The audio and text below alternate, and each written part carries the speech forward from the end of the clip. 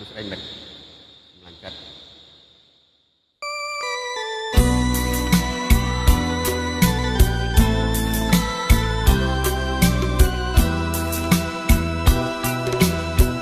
ចិត្តបងសុខថ្ងៃដែលស្រឡាញ់អូ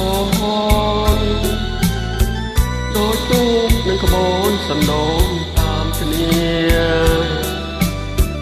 ស្រឡាញ់គ្រប់ពេលវេលា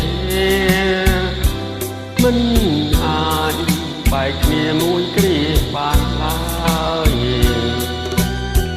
ចិននួនសុខថ្ងៃដែលស្រឡាញ់បង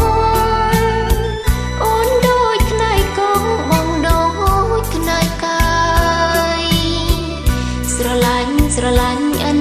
កូនត្រើយភ្លេងមិន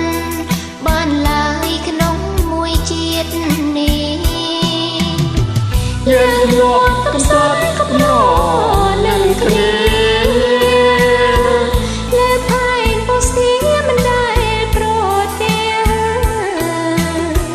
រឿងយើងកំសត់ជាងគេទាំងអស់បងសែនប្រណោះអស់មួយជីវិត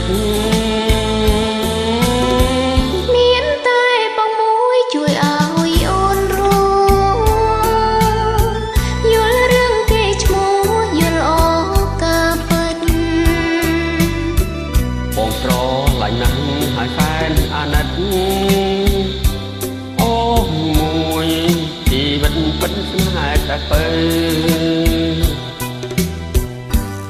ជាដំបូងញ៉ាំទៅបងថ្លៃទៅសុខថ្លៃនៃបងប្អូននៅសម្ពុំមែន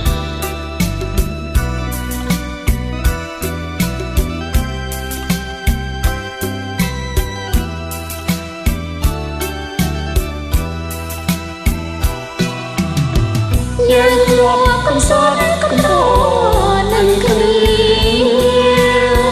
លើផែនពោស្ទាមិនដែលប្រទារឿងយើងកំសត់ជាគេទាំងអស់បងតែប្រណោះអស់មួយជីវិតមានតែបងមួយជួយឲ្យអូនรู้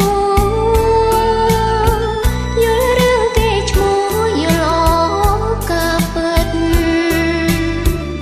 បងស្រឡាញ់ណាស់ហើយតែអាណិតអូមួយជីវិតពិតស្នេហ៍តែបើ